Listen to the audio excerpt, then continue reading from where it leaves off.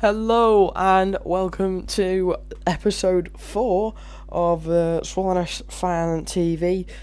You join me on the night of the 22nd of October 2022, and we've just come off the back of an unfortunate defeat to Horbury Town away from home. A game that a team that we've already played this season. Obviously struggled against them in the fixture at the Swall Zero, losing 5-2. But and this time at their ground we lost 4-1. James Cuthbert scoring twice for Horbury Town, alongside Abdu Bojang and Kieran Cisse, to score Horbury's 4 goals. And for the Nest, about quarter of an hour before half time, Will Monterio struck, but sadly his goal wasn't enough to give us anything to celebrate about that day. In other games, Swallownest took on Shirebrook, where Liam Frost converted from the penalty spot, and Lucas Ice in the Veins de Falco scored 2 just before half time, 35th minute and the 44th minute, leaving us 3-1 up at half time after Keani Clayton scored in the 3rd minute. He would then go on to later score a 75th minute penalty, but we were able to hold out the lead and get all the 3 points. We would then later on take on Athersley Recreation away from home, where Kyle Batchelor would fire home just before half time, and we would see an equaliser through our very own manager Alex Nightingale 5 minutes into the second half. So 4 points from a potential 9 that we could have got. Not it's promising. It's always nice to get points, obviously. Would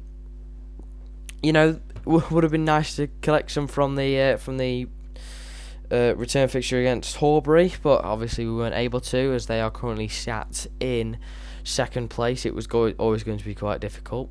But as of those recent results, we find ourselves in 10th, as you can see the league table here. And I will read out the league table for you. At the top of the table, we have Campione. I think that's how it's pronounced. Campione at the top of the table. Currently sat on 34 points. They have 11 wins, 1 draw and no losses. 47 goals for and 8 goals against them. In second place, high-flying Horbury Town, having played 15, they've won 10, drawn 1, lost 4. Same amount as Campion, scored 47, but conceded 21, and they sit on 31 points. Third place, Harrogate Railway Athletic, having played 12, the same as Campion. They have won 8, drawn 2 and lost 2, scored 20 and conceded only 7, leaving them on 26 points. In fourth place, Rossington Main, having played 13 games, have won and drawn the same amount as Harrogate Railway Athletic, having lost only 1 more. They've scored 8 more goals though, having scored 28, but conceded 18 goals, leaving them on 26 points as well, but behind on goal difference by 3. In fifth place, we have Retford Football Club, having played 13 games. They have 8 points, 8 wins, 8 draw, and 4 losses, having scored 23 and conceding 13. That leaves them on 25 points. In sixth place, Dronfield Town, having played 14 games, have picked up 7 wins, 1 draw and 6 losses, having scored 21 and conceding 26, leaving them a goal difference of -5 and leaving them on 22 points. In 7th place, we have Brigg Town, who have played 12 games, won 5, drawn 6 and lost 1. They've managed to score 26 goals and only concede 18, leaving them on 21 points with a goal difference of +8. In 8th place, Staveley Miners Welfare, having played 13 games, have managed to pick up 6 wins, 2 draws and 5 losses, having scored 27 goals and conceding 16. That leaves them on 20 points with a positive goal difference of 11. In ninth place, we have Wakefield AFC, who have played 12, won 6, drawn 1, and lost 5 games. Having scored 28 and conceding 19, 18 even. They're on at 19 points with a positive goal difference of 10. In 10th place, we find ourselves Swallownest FC. Having played 13 games, we have won 6, drawn 1, and lost 6. Having scored 15 goals and conceding 31 for the season, we find ourselves tying for points with Wakefield, behind Barn goal difference with minus 16. In 11th place, we have Beverley Town, having played 12, winning 5, drawing 2, and losing 5. They've managed to score 23 goals, concede 19, and leaving themselves on 17 points.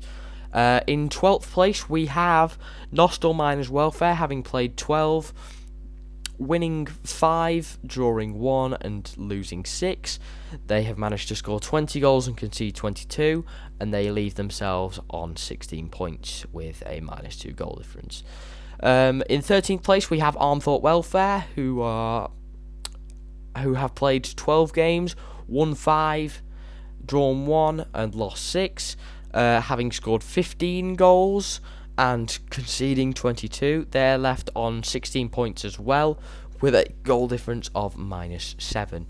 In 14th place, we have Ollerton Town, who have played 13 games as well, winning 5, drawing 1, and losing 7.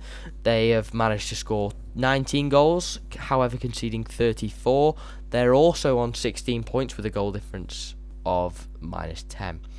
In 15th place, Selby Town, on having played 13 games, find themselves with 5 wins, 1 draw, and 7 losses. Having scored 19 goals and conceding 34, they find themselves on 16 points with a goal difference of minus 15. In 16th place, Shirebrook Town, having played 12, have managed to pick up 4 wins, 3 draws, and 5 losses. Having scored 16 goals and only conceding 17, they find themselves on 15 points with a goal difference of minus 1. In 17th place, Athersley Recreation, a team that we have recently played.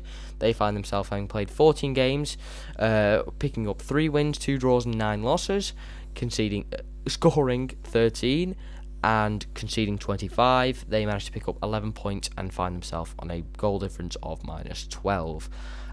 In the relegation zone now, Worcester Bridge Athletic, having played 15 games, have been able to pick up 3 wins, 2 draws, and 10 losses.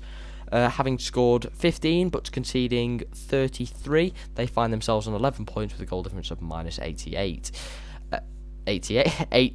Sorry about that, Worcester. In 19th place, still in the relegation zone, we find Glasshooton Welfare, having played 14, winning 3, drawing 1, and losing 10. They find themselves having scored 17 and conceding 34, finding themselves on 10 points and a goal difference of minus 17.